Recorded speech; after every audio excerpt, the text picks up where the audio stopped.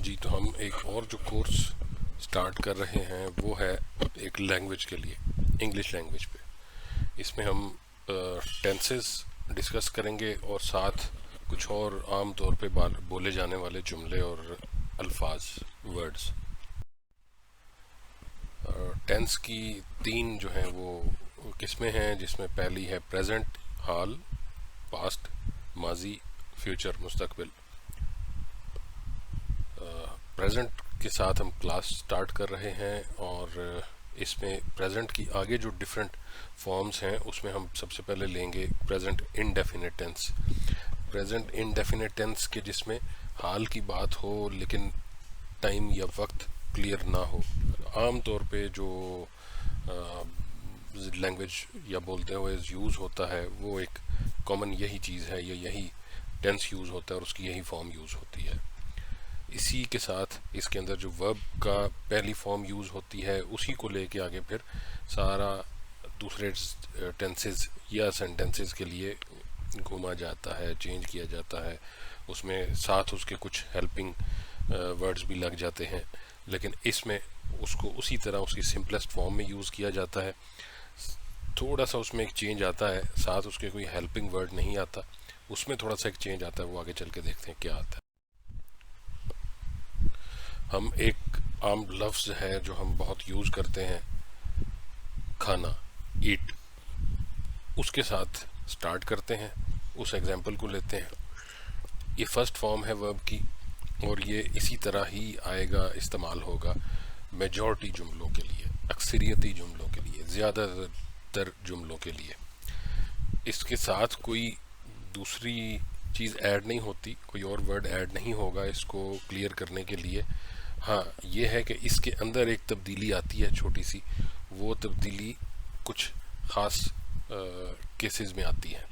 वो तब्दीली क्या आती है जी, कि ईट के साथ वर्ड लग जाता है एस। एस कब लगता है, किस लिए लगता है और ज़रूरी है, वो देखते हैं आगे चल के।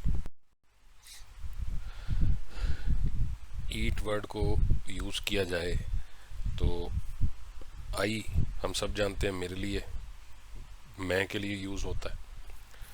और ईट खाना, जिस तरह हमने पहले डिस्कस किया, वर्ब की पहली फॉर्म, ये इसी तरह यूज़ होगा आई के साथ। ये सिंपलेस्ट है, सिंपलेस्ट मतलब सबसे ज़्यादा और इजी यूज़ होने वाला तरीका या लफ्ज़ या उसकी फॉर्म। मसलन मैं खाता हूँ, आई ईट, मैं खाती हूँ, आई ईट। अंग्रेज़ी चूँकि एक बड़ी रिच ज़ुबान नहीं है, इसमें किसी बुज़ुर्ग को मुखातिब करना हो तब भी यूँ बोलते हैं, यू बोलते हैं। इसमें अगर किसी बच्चे को मुखातिब करना हो तब भी यू बोलते हैं। अगर किसी ने अपना कोई जानवर पाला हुआ है तो वो भी उससे बात यू करके ही करता है। लेकिन उर्दू जो है बड़ी एक रिच ज़ुबान है, उसमें आपको तकरीबन हर लहजे, हर ज़रूरत के लिए अलग और ख़ास अल्फाज मुयस्सर होते हैं। तो इंग्लिश में ये थोड़ी सी प्रॉब्लम है, एक ही वर्ड को आप डिफरेंट जुमलों में यूज़ कर सकते हैं या करते हैं। तो मैं खाता हूँ, आई ईट आएगा। मैं खाती हूँ, आई मेरे लिए या मैं के लिए यूज़ होगा। खाता, खाती हूँ, ये ईट चूँकि वर्ब है, वर्ब सिर्फ वो एक चीज़ को मेंशन नहीं करता, उसके होने के साथ जो सपोर्ट आती है कि खाता हूँ, खाती हूँ, ये हूँ है भी साथ ही कवर हो जाता है। तो ईट का मतलब खाता हूँ है। मैं खाती हूँ, आई ईट, इसी तरह आ जाएगा। फीमेल के लिए भी आई का वर्ड ही यूज़ होगा इसी तरह, और ये ईट इसी तरह रहेगा। फिर अब नेक्स्ट हम खाते हैं, हम के लिए वी, WEV, वी भी कुछ लोग पढ़ते हैं, वी भी इसको पढ़ते हैं। और ईट जो है वर्ब का वर्ड उसी तरह आ जाएगा, इसमें कोई चेंजेस नहीं आएंगे। और ईट जो है इन दोनों चीज़ों को कवर करेगा, खाते हैं। तो ईट या वर्ब की पहली फॉर्म आई, मैं, चाहे वो मेल है या फीमेल है, इसी तरह यूज़ होगी। और इसमें चेंज कहाँ पे आएगा? इसमें चेंज आएगा जिस वक्त आप किसी और के लिए, किसी दूसरे के लिए जो आपके पास नहीं है या परे है, यानी कि उर्दू में जिसके लिए आपने वो का लफ्ज़ इस्तेमाल करना है। तो फिर ईट के साथ एडिशन होगा, या किसी भी वर्ब के साथ, कोई भी वर्ब है, ईट की बजाय ड्रिंक है, उसके साथ एडिशन होगा। तो जब वो हम कहेंगे वो खाता है, तो वो मेल है, उसके लिए ही आ जाएगा।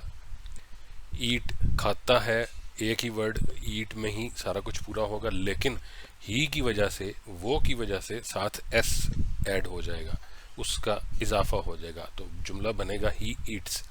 इसी तरह वो खाती है फीमेल, तो वो फीमेल के लिए जब इस्तेमाल हो तो उसको शी का लफ्ज़ इस्तेमाल करेंगे, और खाती है को कवर करेगा ईट, लेकिन शी और ही के केस में साथ एस लगेगा, तो फिर जुमला बनेगा वो खाती है के लिए शी ईट्स।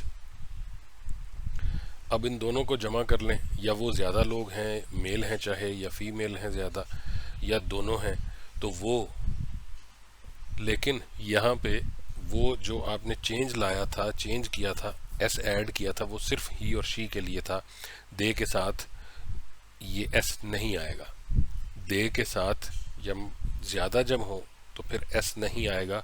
वर्ब की किसी की फॉर्म के साथ, वर्ब की फर्स्ट फॉर्म के साथ एस नहीं आएगा, चाहे कोई भी वर्ब या जुमला या सिचुएशन आप लिख रहे हैं या बता रहे हैं। मिसाल के तौर पे अगर वो पीते हैं, दे ड्रिंक, वो जाते हैं, दे गो, एस ऐड नहीं होगा। लेकिन अगर इस सूरत में वो एक बंदा है, मेल है, तो ही गोज़ एस ऐड हो जाएगा, ही ड्रिंक्स एस ऐड हो जाएगा। वो फीमेल है, अकेली है, she Yeats, she drinks, she goes.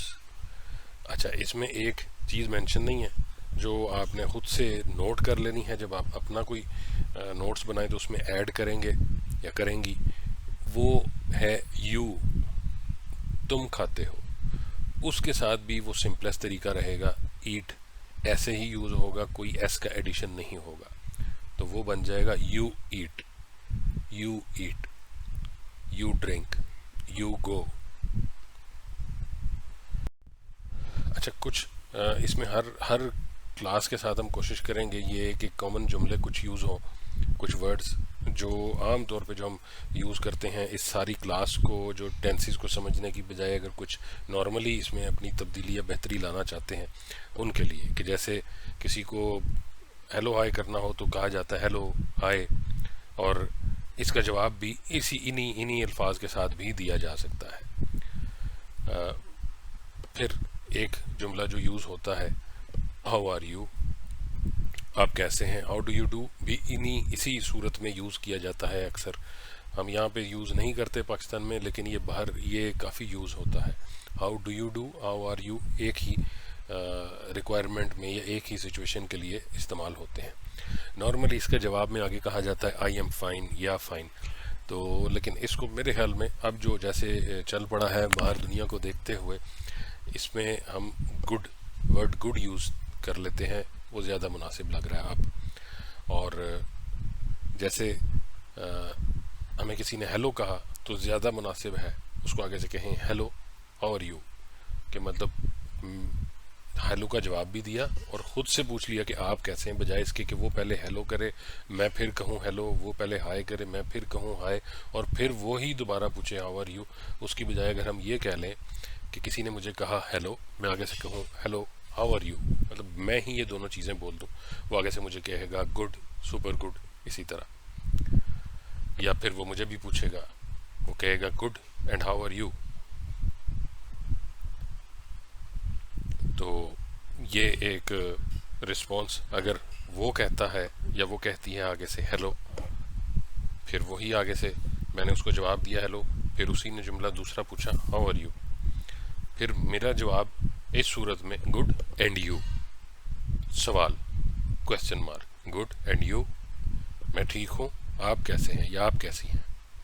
ठीक है जी, तो ये लास्ट स्लाइड थी, इसको देखिएगा दोबारा 2-3 दफ़ा तो आपको काफ़ी इजी लगेगा। नेक्स्ट क्लास में कोई और चीज़ के साथ हम प्रैक्टिस करेंगे ताकि ये जो प्रेजेंट इंडेफिनिट है वो हमारी समझ में अच्छे तरीके से आ जाए और हम उसका इस्तेमाल करना शुरू करें।